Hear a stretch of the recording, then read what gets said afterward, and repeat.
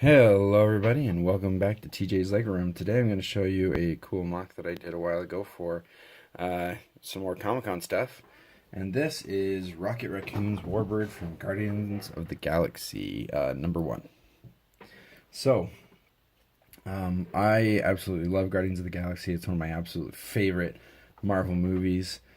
It hooked me right at the beginning with that original song that they put in there. I know the song wasn't original to the movie, but with the very first song that they used in the movie, I absolutely loved the movie. And when I saw that Lego was coming out with the Milano, which I have here, I decided that I really wanted to get it, so I ended up getting it.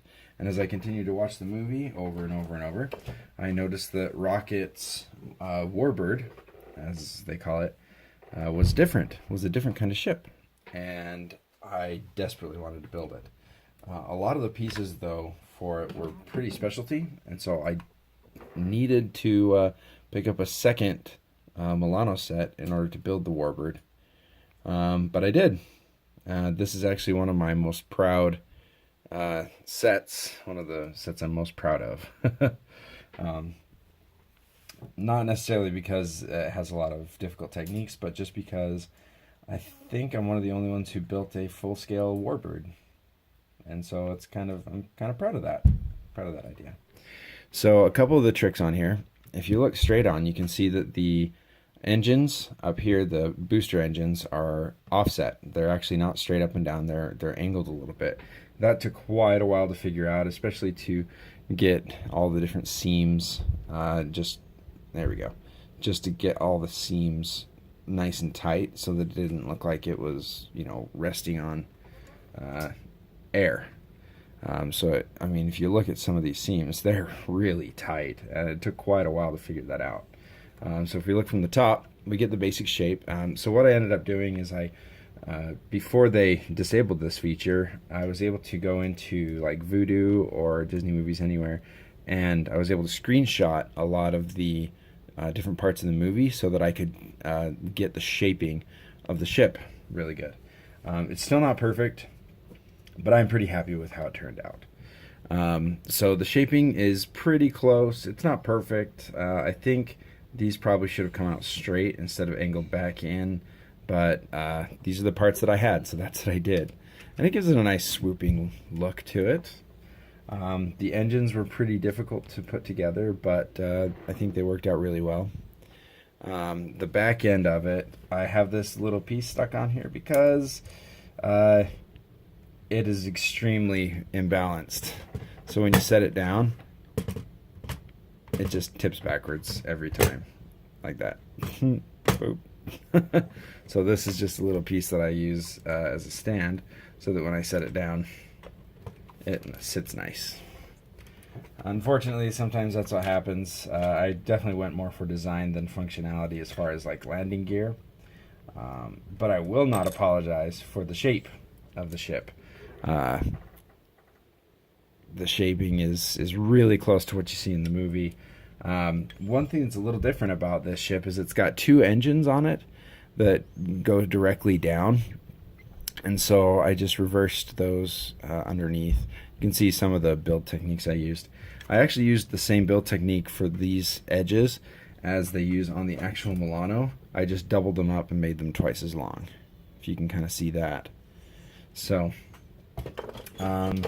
and then inside the warbird, so another thing that was kind of tricky to do is to get the shaping. This is supposed to be the symbol of the Ravagers. I think if I pop the raccoon out here, he's actually got that little fire symbol on his little vest there. And so this ship was supposed to mimic that look, the look of the symbol. It's not perfect, but I'm happy. I got the orange, the red on there as well, and it kind of borders it. Okay, so it's not perfect, but you know what? I'm happy with it at this point. It does have a couple extra seats, so the inside of this is very similar to the original ship. Obviously, of course, it's smaller, so You can kind of see here the differences. Oh, pieces falling off all over the place. But the chair's the same. And then obviously I went for the red with rockets instead of the yellow on the Milano. And you can kind of see a few of the other differences there. It's a lot shorter. It doesn't have that back compartment that the Milano has. But in looking at it, as far as I could tell, there was a back hatch when I would watch it. And so I just built that right back in. And then, of course, there's the best part of the ship, which are the giant gun turrets that they have on here. And I decided that I wanted to try to use these big stud shooters on here because they're big guns. So, of course, I did. One of the cool techniques that I used that Lego had not done yet, so I will defend myself in that regards. They had not built a set when I built this that you rotated this in order to fire. Everything always had a turn thing in the back, but I knew going into it that I wouldn't be able to do that because of how these interacted with this engine. There's no way to attach it. Well, there might be actually, but I couldn't think of a way to attach this to the engine other than just the single bar through the middle. And so I just used, you just use your thumb or some other finger to spin that to launch all the studs, and it worked fine. Then later on, apparently, Lego decided to do the same thing. They were obviously probably ahead of me as far as the design, but they just hadn't released it yet. So I like to think that I had the idea about the same time as they did. So these might actually be these are extra guns in the movie. So these are some extra big old guns that Rocket's Warbird has. Most of the other Warbirds, while they do have these engines up here, which are the main engines, they usually don't have these giant guns. And so that's what made Rocket's Warbird exceptionally different. And one of the reasons why I really wanted to build it.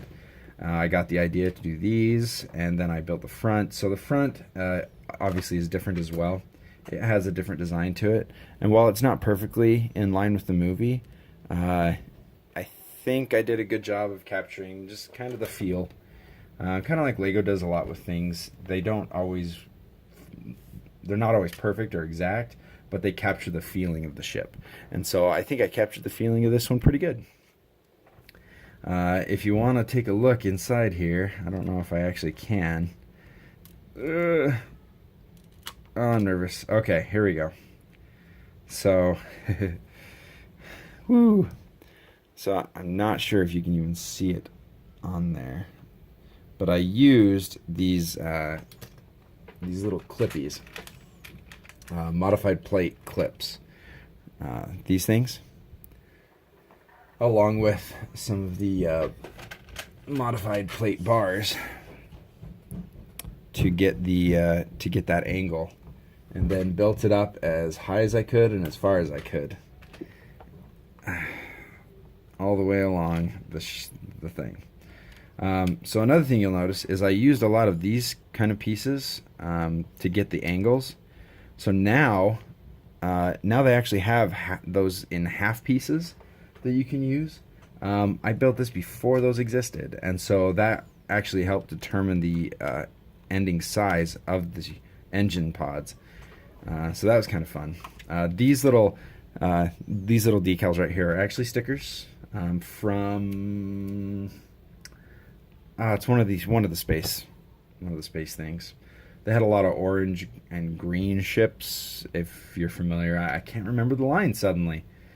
I don't remember, but those were some extra pieces. So, yep, I'm very happy with this ship. I've had it together for a couple, maybe even 2 or 3 years. And I have no intention of taking it apart anytime soon because I just really like the way that this ship looks. I like the way it feels, and I'm very proud of the fact that I built it. And you should be proud of what you build too. So thank you so much for checking out TJ's Lego Room. I did get a request to do a tutorial for my ARC 170 Starfighter. I think I could probably do that. for whoever it was that suggested that. I think I'll go ahead and do that in a future video. But in the meantime, have a great one, and we'll catch you next time. Bye.